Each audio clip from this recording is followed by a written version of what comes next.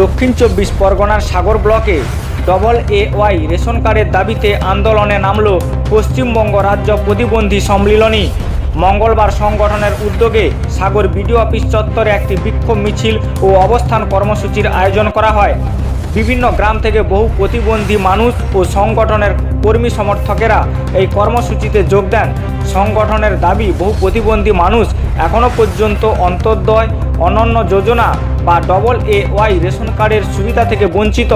ফলে তাদের নিত্য প্রয়োজনীয় খাদ্য সামগ্রী সংগ্রহ করতে চরম সমস্যার সম্মুখীন হতে হচ্ছে। এই সমস্যার দ্রুত সমাধান ও যোগ্য প্রতিবন্ধী মানুষের অবিলম্বে AA রেশন কার্ড প্রদান করার দাবিতে এদিন এই আন্দোলন কর্মসূচি গ্রহণ করা হয়।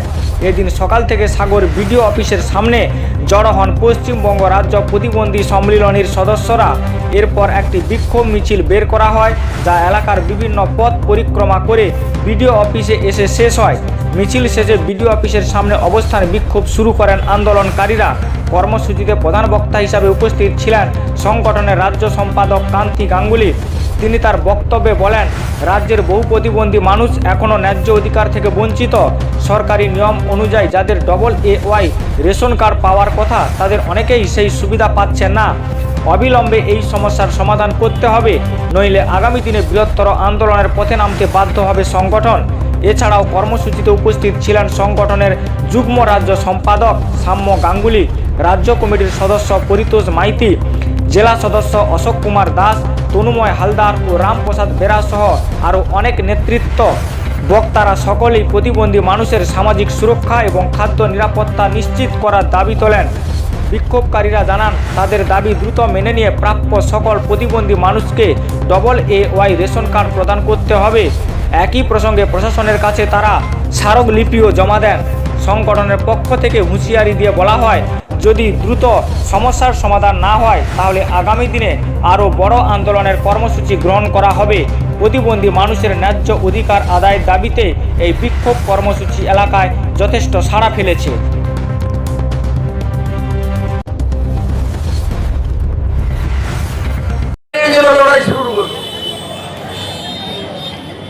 কলকাতায় আইন অমান্য হলো, চলে গেলাম আমরা। দিল্লিতে হাজার হাজার ছেলে বেরিয়ে গেলাম।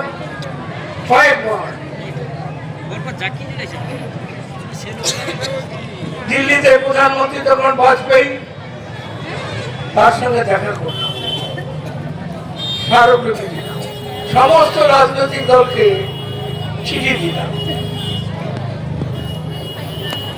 2016 সালে সমস্ত রাজনৈতিক দল, কংগ্রেস, তৃণমূল, বিজেপি, সিপিএম, যারা লোকসভার সদস্য, পার্লামেন্ট, সবাই মিলে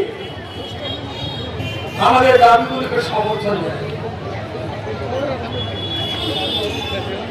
সেই সময় ভারতবর্ষের দিল্লিতে লোকসভাতে, রাজ্যসভাতে প্রতিবন্ধী আইন 2016 এটা পাস, সমস্ত দল সমর্থন করেছে। আমরা কোনো নতুন দাবি নিয়ে আসিনি, সমস্ত রাজনৈতিক দল তোমরা সমর্থন করেছে একটা আইন তৈরি। সেই আইনটাকে বলি RPD 16, প্রতিবন্ধী আইন 2016। সেই আইনে সমান সুযোগ, সমান অধিকার, 1, 2, 3, 4 এটা আইন হয়ে গেছে।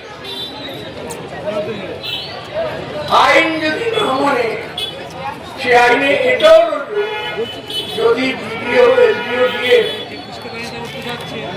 এই আইন যদি না মানে, তাদের জেল জরিমানা। 2016 সালে আপনাদের ঘুম ভাঙাতে আমি কিছু করে দিতে আসি, আপনাদের ঘুম ভাঙাতে সমস্ত রাজনৈতিক দল সমর্থন করে। রাজ্যে রাজ্যে সরকার আছে, দিল্লি সরকার আছে, আইনে তোমরা যা পাশ করিয়েছো সেই আইন তোমরা মেনেছো। বুকের দুধের অধিকার আপনার। আপনি জানেন আপনার বাড়িতে ছোট্ট বাচ্চাটি তার মায়ের বুক খাওয়ার অধিকার আছে, তবুও বাচ্চা দুধ পায় না যতক্ষণ না বাচ্চাটা কাঁদে। কেন? মা তার সংসারের হাজার যন্ত্রণায় নানান ব্যস্ততায় ভুলে যায় কোলের শিশুটিকে দুধ দিতে। রাজ্য সরকার এবং কেন্দ্র সরকারের কাছে এই প্রতিবন্ধী মানুষ হচ্ছেন কোলের শিশু। আপনারা কান্নাকাটি করছেন না, চিৎকার করছেন না, তাই রাজ্য সরকার এবং কেন্দ্র সরকার নানান অছিলায় আপনাদের বেমালুম ভুলে গেছে। বেহায়ার মতো নিজেদের বেতন বাড়িয়ে নিয়ে যাচ্ছে, দিয়ে বাড়িয়ে যাচ্ছে, লক্ষ্মী ভান্ডারের টাকা বাড়িয়ে যাচ্ছে, অথচ প্রতিবন্ধী মানুষদের কথা ভাবছেন না।